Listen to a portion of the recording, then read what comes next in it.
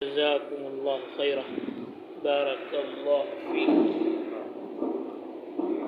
الحمد لله وكفى وسلام على عباده الذين اصطفى، أما بعد فأعوذ بالله من الشيطان الرجيم. بسم الله الرحمن الرحيم.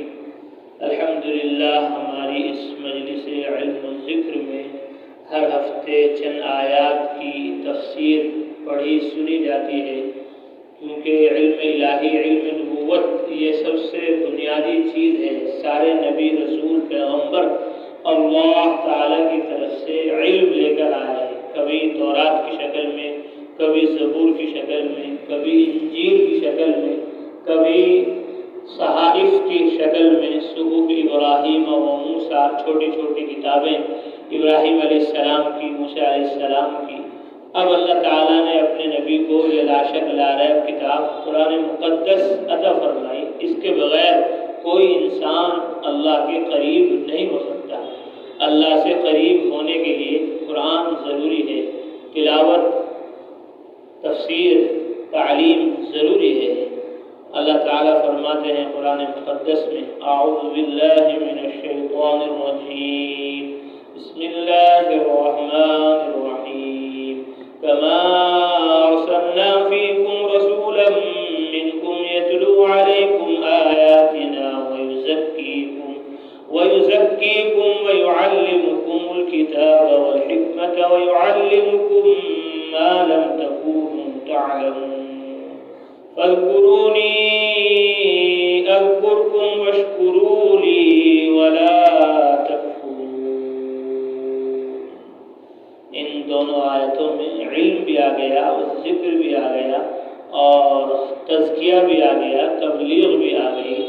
فرمایا یعنی ہم نے کعبے کو قبلہ مقرر کر کے حضرت ابراہیم علیہ السلام کی ایک دعا جو در باب مقبولیت بنائے کعبہ تھی، اس طرح قبول کی جس طرح ان کی دوسری دعا جو در باب بعثت محمدیہ صلی اللہ علیہ وسلم کی تھی قبول کی، کہ تم لوگوں میں ہم نے ایک عظیم الشان رسول کو بھیجا جو کہ تم ہی میں سے ہیں، اور وہ ہماری آیات و احکام پڑھ پڑھ کر تم کو سناتے ہیں، اور خیالات و رسوم و جہالت سے تمہاری صفائی کرتے ہیں، اور تم کو کتاب الہی اور فہم کی باتیں بتلاتے رہتے ہیں، اور تم کو ایسی مفید باتیں تعلیم کرتے ہیں جن کی تم کو خبر بھی نہ تھی، اور نہ کتب سابقہ پہلی آسمانی کتابوں یہ عقل ان کے لیے کافی تھی. اس شان کے رسول کے مبعوث ہونے کی ابراہیم علیہ السلام کی دعا تھی، سو اس کا ظہور ہو گیا. ان مذکورہ نعمتوں پر مجھ کو منعم ہونے کی حیثیت سے کہ میں نے تمہیں یہ نعمتیں دی، یاد کرو، میں تم کو عنایت سے یاد رکھوں گا، اور میری نعمت کی شکر گزاری کرو، اور انکار نعمت یا ترک اطاعت سے میری ناسپاسی مت کرو. فرمایا یہاں تک قبلے کی بحث چلی آ رہی تھی. اب اس بحث کو ایسے مضمون پر ختم کیا جو اس بحث کی تمہید میں حضرت ابراہیم علیہ السلام بانی کعبہ کی دعا میں ضمناً آیا تھا، یعنی رسول اللہ صلی اللہ علیہ وسلم کا اولاد ابراہیم میں ایک خاص شان کے ساتھ مبعوث ہونا. اس میں اس طرف بھی اشارہ ہو گیا کہ رسول اللہ صلی اللہ علیہ وسلم کی بعثت میں بانی کعبہ کی دعا کو بھی دخل ہے. اس لیے اگر ان کا قبلہ کعبہ کو بنایا گیا تو اس میں کوئی تعجب یا انکار کی بات نہیں. اللہ فرماتے کما ارسلنا، اس میں جو حرف کاف ہے جو تشبیہ کے لیے آتا ہے، اس کی ایک توجیہ تو وہ ہے جو خلاصہ تفسیر سے معلوم ہو چکی. دوسری ایک توجیہ بھی ہو سکتی ہے جس کو امام قرطبی رحمۃ اللہ علیہ نے اختیار کیا کہ اس حرف کاف کا تعلق بعد کی آیت فاذکرونی سے ہے، اور معنی یہ ہے کہ جیسا ہم نے تم پر ایک نعمت قبلے کی، پھر دوسری نعمت رسول اللہ صلی اللہ علیہ وسلم کی بعثت کی مبذول فرمائی، ایسے ہی نعمت ذکر اللہ بھی ہے. ان سب نعمتوں کا شکر ادا کرو تاکہ یہ نعمتیں اور زیادہ ہو جائیں. قرطبی نے فرمایا کما ارسلنا کا کاف یہاں ایسا ہی ہے جیسے سورہ انفال میں کما اخرجک اور سورہ ہجر کے آخر میں کما انزلنا علی المقتسمین میں آیا ہے. فاذکرونی اذکرکم، اللہ فرماتے ذکر کرو میرا، میں تمہارا کرنے کے ہیں جس کا تعلق قلب سے ہے، دل سے ہے۔ زبان سے ذکر کرنے کو بھی اس لیے کہا جاتا ہے کہ زبان ترجمان قلب ہے، کہ جو دل میں ہوتا ہے وہ زبان پہ آتا ہے۔ اس سے معلوم ہوا کہ ذکر زبانی وہی معتبر ہے جس کے ساتھ دل میں بھی اللہ کی یاد ہو۔ مولانا رومی رحمۃ اللہ علیہ نے اسی کے متعلق فرمایا ہے، بر زباں تسبیح در دل گاوخر این چنی تسبیح کے دارت اثر۔ لیکن اس کے ساتھ یہ بھی یاد رکھنا چاہیے کہ اگر کوئی شخص زبان سے ذکر و تسبیح میں مشغول ہو مگر اس کا دل حاضر نہ ہو اور ذکر کرنے میں نہ لگے تو وہ بھی فائدے سے خالی نہیں۔ حضرت ابو عثمان سے کسی نے ایسی حالت کی شکایت کی کہ ہم زبان سے ذکر کرتے ہیں، اللہ اللہ لا الہ الا اللہ کی زبان سے ضربیں لگ رہی ہیں، خوب گردن بھی ہل رہی ہے اور زبان بھی چل رہی ہے۔ فرمایا کہ ہم لوگ ذکر و تسبیح میں مشغول تو ہوتے ہیں مگر دل حاضر نہیں ہوتا۔ ایسی حالت کی شکایت کی کہ ہم زبان سے ذکر کرتے ہیں مگر قلوب میں اس کی کوئی حلاوت، کوئی مزہ محسوس نہیں کرتے۔ آپ نے فرمایا اس پر بھی اللہ تعالیٰ کا شکر کرو کہ اس نے تمہارے ایک عضو یعنی زبان کو تو اپنی طاعت میں لگا لیا ہے۔ یعنی اصل ذکر تو وہ ہے کہ جس میں دل بھی متوجہ ہو کہ میں کیا کہہ رہا ہوں، لا الہ، کسی سے کچھ نہیں ہوتا، الا اللہ، سب کچھ اللہ سے ہوتا ہے۔ میں کیا کہہ رہا ہوں، دل بھی اس کو سمجھ رہا ہو اور دل بھی اس طرف متوجہ ہو۔ یہ نہیں کہ زبان پہ تو ذکر ہے اور دل میں یہ ہے کب ٹائم پورا ہوگا اور مجلس ختم ہوگی اور ہم اپنے گاؤں میں گھر میں چلے جائیں گے، تو اب وہ فائدہ جو ہونا چاہیے تھا نہیں ہوگا۔ لیکن پھر بھی ذکر نہ کرنے سے بہتر ہے کہ آدمی ذکر بھی کر رہا ہے زبان سے اور دل میں سوچ رہا ہے کہ جلدی سے میں چھٹی ہو جائے۔ حضرت مولانا رشید احمد گنگوہی رحمۃ اللہ علیہ نے اسی کو ایک دفعہ فرمایا تھا، نابینا ہو گئے تھے آخری عمر میں، فرمایا ہاں بھائی کوئی ہے؟ اندر سے آیا کوئی ہے؟ کہا جی میں ہوں یحییٰ اور میرا بھائی ہے الیاس۔ تو حضرت مولانا الیاس صاحب رحمۃ مولانا رشید احمد گنگوہی رحمۃ اللہ علیہ نے فرمایا کہ اللہ کا ذکر چاہے جتنی بھی غفلت سے کیا جائے، اللہ کا نام چاہے جتنی غفلت سے لیا جائے وہ اثر کیے بغیر نہیں رہتا، اثر کیے بغیر نہیں رہتا۔ چاہے جتنی غفلت سے بھی اللہ کا نام لو تو اس کا بھی اثر ہو کر رہے گا۔ بار بار میں نے قصہ سنایا کہ ایک شرابی شراب کے نشے میں مست ہے اور اللہ اللہ کر رہا ہے۔ سدی سقطی رحمۃ اللہ علیہ گزر گئے ادھر سے، تو انہوں نے کہا اس کو پتہ نہیں کہ اللہ کا پاک نام کس طرح لیا جاتا ہے، اور وہ آیا ناپاک منہ سے نام لے رہا ہے، تو انہوں نے آ کر اس کا منہ دھو دیا اور منہ دھو کر چلے گئے۔ اب اس کو ہوش آیا، لوگوں نے کہا کہ بھائی کہاں ہے تو؟ اللہ والے آئے تھے اور تیرا منہ دھو کر چلے گئے۔ اوہو، اس کو احساس ہوا کہ سارے بدماشوں کو تو پتہ تھا میرا کہ میں ایسا گنہگار ہوں، شرابی ہوں، آج اللہ والوں کو بھی پتہ چل گیا کہ میں اتنا گنہگار ہوں۔ بس اسی دن اس نے توبہ کر لی اور اللہ کے سامنے گڑ گڑانے لگا اور اللہ کی عبادت میں مشغول ہو گیا۔ رات ہوئی حضرت سیدی سقطی رحمۃ اللہ علیہ تھوڑی دیر سوئے، خواب میں آیا، فرمایا کہ سیدی تو نے میرے نام کی وجہ سے اس شرابی کا منہ دھو دیا، جو تیرے بس میں تھا وہ تو نے کر دیا۔ دل کو دھونا جو تیرے بس میں نہیں تھا، جو تیرے بس میں تھا منہ دھونا وہ تو نے دھو دیا، جو ہمارے بس میں تھا وہ ہم نے کر دیا۔ جا ہم نے اس کے دل کو دھو دیا ہے، ہم نے اس کے دل کو پاک کر دیا ہے، وہ ہمارا مطیع فرما بردار بندہ ہو گیا۔ اب یہ مسجد میں آئے رات کو تہجد میں، دیکھا کیا وہ شرابی جو نشے میں چور تھا اب وہ اللہ کے سامنے عبادت میں مشغول ہے، اللہ کے سامنے عبادت میں مشغول ہے۔ فرمایا ہاں بھائی کیا حالت بنی تیری، تو بڑے نشے میں تھا، ایسی حالت تیری کیسے ہو گئی، اللہ والا کیسے بن گیا؟ اس نے کہا جب اللہ نے بتا دیا تمہیں پھر کیوں پوچھ رہے؟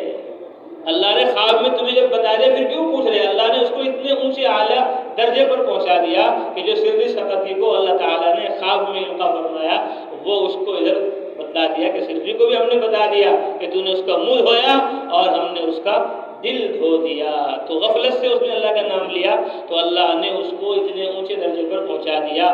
تو جو آدمی پوری فکر کے ساتھ اللہ کا ذکر کرے گا، پوری تڑپ کے ساتھ اللہ کا نام لے گا کہ بھائی آج بدھ کا دن ہے، مجھے مغرب کی نماز وہاں جا کر پڑھنی ہے شیر علی مسجد میں خانقاہ محمدیہ میں، تاکہ میں علم بھی حاصل کروں اور ذکر بھی کروں، علم و ذکر کو جمع کرنے کا موقع آ رہا ہے، مغرب میں وہاں پہنچ جاؤں۔ تو پوری توجہ کے ساتھ جب آدمی انتظار کرے گا خانقاہ کے دن کا تو اس پر کتنا اثر ہوگا، جب غفلت سے اتنا اثر ہوا تو ہمت سے اور فکر سے کتنا اثر ہوگا۔ فرمایا ذکر اللہ کے فضائل بے شمار ہیں، یہی ایک فضیلت کچھ کم نہیں کہ جو بندہ اللہ تعالیٰ کو یاد کرتا ہے تو اللہ تعالیٰ بھی اسے یاد فرماتے ہیں۔ ابو عثمان نہدی رحمہ اللہ نے کہا کہ میں اس وقت کو جانتا ہوں جس وقت اللہ تعالیٰ ہمیں یاد فرماتے ہیں۔ لوگوں نے کہا آپ کو یہ کیسے معلوم ہو سکتا ہے؟ فرمایا اس لیے کہ قرآن کریم کے وعدے کے مطابق جب کوئی بندہ مومن اللہ تعالیٰ کو یاد کرتا ہے تو اللہ تعالیٰ بھی اسے یاد کرتے ہیں۔ اس لیے سب کو یہ سمجھ لینا آسان ہے کہ جس وقت ہم اللہ کی یاد میں مشغول ہوں گے تو اللہ تعالیٰ بھی یاد فرمائیں گے۔ یہ اللہ کا وعدہ ہے، فَاذْكُرُونِي أَذْكُرْكُمْ، تم مجھے یاد کرو میں تمہیں یاد کروں گا۔ یہ اللہ کا وعدہ ہے، یہ پورا ہو کر رہے گا۔ اور معنی آیت کے یہ ہیں کہ تم مجھے اطاعت احکام کے ساتھ یاد کرو۔ یہ نہیں کہ صرف تسبیح پڑھ رہے اور روزہ نہیں رکھ رہے، تسبیح پڑھ رہے اور حج نہیں کر رہے، تسبیح پڑھ رہے اور زکوٰۃ نہیں دے رہے، ذکر کر رہے اور تبلیغ نہیں کر رہے، فرائض کو احکام کو چھوڑ رہے تو پھر وہ ذکر نہیں۔ فرمایا اطاعت احکام کے ساتھ یاد کرو تو میں تمہیں ثواب اور مغفرت کے ساتھ یاد کروں گا۔ حضرت سعید بن جبیر نے ذکر اللہ کی تفسیر ہی طاعت اور فرم برداری سے کی ہے۔ وہ فرماتے ہیں فَمَن لَّمْ يُطِعْهُ لَمْ يَذْكُرْهُ وَإِن كَثُرَ صَلَاتُهُ وَتَسْبِيحُهُ، فرمایا یعنی جس نے اللہ تعالیٰ کے احکام کی پیروی نہ کی اس نے اللہ کو یاد نہیں کیا، اگرچہ ظاہر میں اس کی نماز اور تسبیح کتنی بھی ہو۔ قرطبی نے بحوالہ احکام القرآن ابن خویز منذر ایک حدیث ذکر کی ہے جس کا مضمون یہ ہے کہ رسول اللہ صلی اللہ علیہ وسلم نے فرمایا جس نے اللہ تعالیٰ کی اطاعت کی یعنی اس کے احکام حلال حرام کا اتباع کیا اس نے اللہ کو یاد کیا، اگرچہ اس کی نفل نماز روزہ وغیرہ کم ہوں، اور جس نے احکام خداوندی کے خلاف ورزی کی اس نے اللہ کو بھلا دیا، اگرچہ بظاہر اس کی نماز روزہ تسبیحات وغیرہ زیادہ ہوں۔ حضرت ذوالنون مصری رحمۃ اللہ علیہ نے فرمایا کہ جو شخص حقیقی طور پر اللہ کو یاد کرتا ہے وہ اس کے مقابلے میں ساری چیزوں کو بھول جاتا ہے۔ یاد میں تیری سب کو بھلا دوں، کوئی نہ مجھ کو یاد رہے، یار رہے، یا رب تو میرا اور میں تیرا یار رہوں۔ فرمایا اور اس کے بدلے میں اللہ تعالیٰ خود اس کے لیے ساری چیزوں کی حفاظت کرتے ہیں اور تمام چیزوں کا بدلہ اس کو عطا کرتے ہیں۔ ذکر کی وجہ سے جس چیز کو بھی وہ چھوڑے گا اللہ اس کو اپنی طرف سے عطا فرمائیں گے اس کا بدل۔ حضرت معاذ رضی اللہ تعالیٰ عنہ نے فرمایا کہ انسان کا کوئی عمل اس کو خدا تعالیٰ کے عذاب سے نجات دلانے میں ذکر اللہ کے برابر نہیں۔ سب سے زیادہ جو آدمی کو اللہ کے عذاب سے بچائے گا وہ اللہ کا ذکر بچائے گا۔ کلمہ کیا ہے؟ کلمہ بھی تو اللہ کا ذکر ہے، اول کلمہ طیب لا الہ الا اللہ، یہ اللہ کا ذکر ہے، یہی آدمی کو نجات دے گا عذاب سے۔ اور ایک حدیث قدسی میں ابو ہریرہ رضی اللہ تعالیٰ عنہ سے منقول ہے کہ اللہ تعالیٰ فرماتے ہیں کہ میں اپنے بندے کے ساتھ ہوتا ہوں جب تک وہ مجھے یاد کرتا ہے اور میرے ذکر میں اس کے ہونٹ ہلتے رہتے ہیں۔ ذکر اللہ کے فضائل بے شمار ہیں، ان کا مختصر خلاصہ احقر نے اپنے رسالے ذکر اللہ میں جمع کر دیا ہے۔ حضرت مفتی شفیع صاحب رحمۃ اللہ علیہ فرماتے ہیں کہ میں نے ایک رسالہ لکھا ہے ذکر اللہ، اس میں میں نے اللہ کے ذکر کے فضائل کا مختصر خلاصہ نقل کر دیا ہے، اور میں نے بھی الحمدللہ آیات ذکر جتنی ہیں قرآن مقدس کے اندر ان تمام آیتوں کے ذکر کی تفسیر کو مختصر نقل کیا اپنی ایک کتاب میں۔ آج بھی الحمدللہ ایک کتاب مکمل ہوئی جس میں آیات حمد قرآن شریف میں الحمدللہ رب العالمین سے لے کر اور سورۃ غابن تک جتنی دفعہ بھی قرآن میں الحمدللہ آیا ان تمام آیتوں کی تفسیر آج جمع ہو گئی الحمدللہ، اور 83 کتاب الحمدللہ آج مکمل ہو گئی۔ اللہ فرماتے ہیں یا ایھا الذین آمنوا استعینوا بالصبر والصلاۃ ان اللہ مع الصابرین۔ دیکھو اس میں علم بھی آ گیا اور ذکر بھی آ گیا، اب نماز کا بھی ذکر ہے۔ اسی جگہ اللہ تعالیٰ نے سورہ بقرہ میں 153ویں آیت میں یہ بیان فرمایا اے مسلمانوں مدد لو صبر اور نماز سے، بے شک اللہ صبر کرنے والوں کے ساتھ ہے۔ اے ایمان والو، طبیعتوں میں غم ہلکا کرنے کے بارے میں صبر اور نماز سے سہارا اور مدد حاصل کرو۔ بلا شبہ حق تعالی ہر طرح سے صبر کرنے والوں کے ساتھ رہتے ہیں، اور نماز پڑھنے والوں کے ساتھ تو بدرجہ اولا۔ وجہ یہ ہے کہ نماز سب سے بڑی عبادت ہے۔ جب صبر میں یہ وعدہ ہے تو نماز جو اس سے بڑھ کر ہے اس میں تو بدرجہ اولا یہ بشارت ہوگی۔ استعینوا بالصبر والصلاۃ، اس آیت میں یہ ہدایت ہے کہ انسان کی تمام حوائج ضروریات کے پورا کرنے اور تمام آفات و مصائب اور تکالیف کو دور کرنے کا نسخہ اکسیر دو جز سے مرکب ہے، ایک صبر دوسرے نماز۔ اور اس نسخے کے تمام حوائج اور تمام مصائب کے لیے عام ہونے کی طرف قرآن عظیم نے اس طرح اشارہ کیا، استعینوا کو عام چھوڑا ہے کہ کوئی خاص چیز ذکر نہیں کی، فرمایا مدد چاہو کہ فلاں کام میں ان دونوں چیزوں سے مدد حاصل کرو۔ اس سے معلوم ہوا کہ یہ دو چیزیں ایسی ہیں کہ ان سے انسان کی ہر ضرورت میں مدد حاصل کی جا سکتی ہے۔ تفسیر مظہری میں اس عموم کو واضح کر دیا۔ اب دو جزئی نسخے کے دونوں اجزاء کو سمجھ لیجیے۔ صبر کے اصلی معنی اپنے نفس کو روکنے اور اس پر قابو پانے کے ہیں۔ صبر کے اصلی معنی نفس کو روکنا اور اس پر قابو پانا۔ قرآن و سنت کی اصطلاح میں صبر کے تین شعبے ہیں۔ ایک اپنے نفس کو حرام و ناجائز چیزوں سے روکنا، یہ سب سے پہلا صبر ہے کہ آدمی اپنے آپ کو روکے ناجائز کاموں سے، حرام کاموں سے۔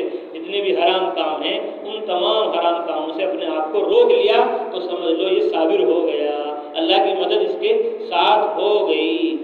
نفس کو حرام و ناجائز چیزوں سے روکنا۔ دوسرے، طاعات و عبادات کی پابندی پر مجبور کرنا۔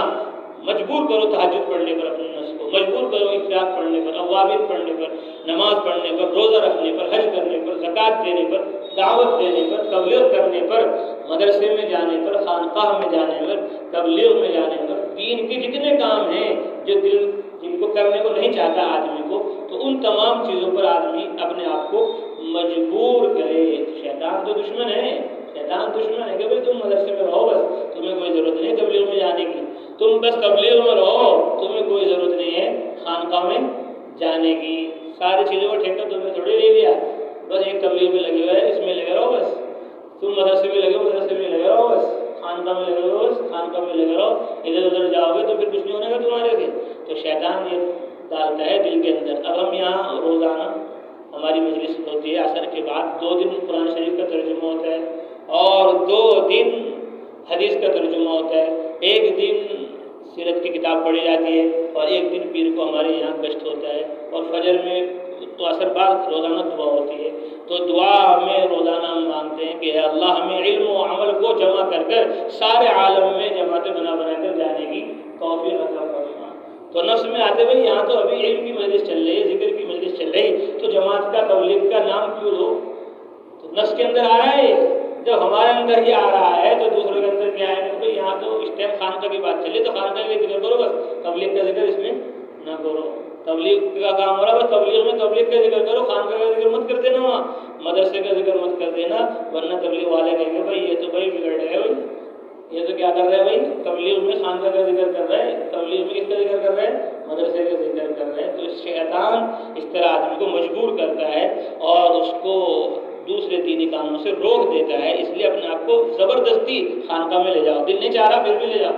تبلیغ والوں سے تو مل رہے خوش خوشی، ماشاء اللہ آ جاؤ بھائی، آ جاؤ اکیلے مل رہے، ملاقات ہو رہی، اور خانقاہ والوں سے بھائی تو خانقاہ والے ذکر والے آدمی ہیں، تو تبلیغ والے آدمی ان سے اتنی خوشی سے نہیں مل رہے، مدرسے والوں سے پوری خوشی سے مل رہے، ماشاء اللہ صاحب حضرت جی آ جاؤ، اور تبلیغ والے ان سے ناراض ہو رہے۔ تو شیطان خلاف کرتا ہے دین کے کام کرنے والوں کو آپس میں، اس لیے اپنے آپ کو مجبور کرو کہ نہیں ہمیں تو سارے کام دین کے کرنے ہیں، کوئی کرے یا نہ کرے ہمیں کرنے ہیں، کوئی جائے یا نہ جائے ہمیں جانا ہے، کوئی ہمیں اچھا سمجھے یا نہ سمجھے ہمیں جانا ہے ان کے پاس، چاہے وہ کہے بھائی تبلیغ والے تو یوں ہی کرتے پھرتے رہتے ہیں، بھائی خانقاہ والے تو یوں ہی ہیں، بس پھر ذکر اللہ کرتے رہو، نہ گشت کی فکر ہے نہ ملاقاتوں کی فکر ہے، بس اللہ اللہ کرتے رہو ایک کونے میں بیٹھ کر، کیا ہوگا اس فکر سے جب تک تبلیغ نہیں کرنی۔ تو اس طرح کر کے شیطان آدمی کو ہٹا دیتا ہے، اس لیے فرمایا طاعات و عبادات کی پابندی پر مجبور کرنا، کہ علم میں بھی اپنے آپ کو مجبور کرو، ذکر میں بھی مجبور کرو اور تبلیغ میں بھی اپنے آپ کو مجبور کرو، دین کے سارے کام کرو، تب اللہ کے قریب ہو جاؤ گے۔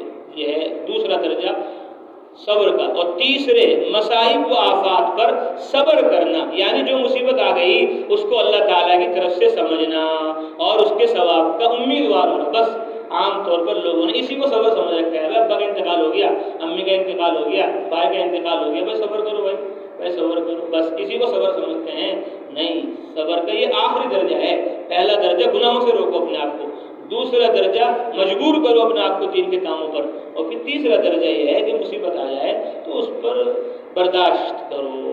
فرمایا اس کے ساتھ اگر تکلیف و پریشانی کے اظہار کا کوئی کلمہ بھی منہ سے نکل جائے تو وہ صبر کے منافی نہیں۔ یہ تینوں شعبے صبر کے فرائض میں داخل ہیں۔ ہر مسلمان پر یہ پابندی عائد ہے کہ تینوں طرح کے صبر کا پابند ہو۔ عوام کے نزدیک صرف تیسرے شعبے کو صبر کہا جاتا ہے۔ دوسرے شعبے جو صبر کی اصل اور بنیاد ہیں، عام طور پر ان کو صبر میں داخل ہی نہیں سمجھا جاتا۔ قرآن و حدیث کی اصطلاح میں صابرین انہی لوگوں کا لقب ہے جو تینوں طرح کے صبر میں ثابت قدم ہوں۔ بعض روایات میں ہے کہ محشر میں ندا کی جائے گی، صابرین کہاں ہیں، بلایا جائے گا، تو وہ لوگ جو تینوں طرح کے صبر پر قائم رہ کر زندگی سے گزرے ہیں وہ کھڑے ہو جائیں گے اور ان کو بلا حساب جنت میں داخلے کی اجازت دے دی جائے گی۔ ابن کثیر نے اس روایت کو نقل کر کے فرمایا کہ آیت قرآن انما یوفی الصابرون اجرہم بغیر حساب بھی اسی طرف اس سے اشارہ ہوتا ہے۔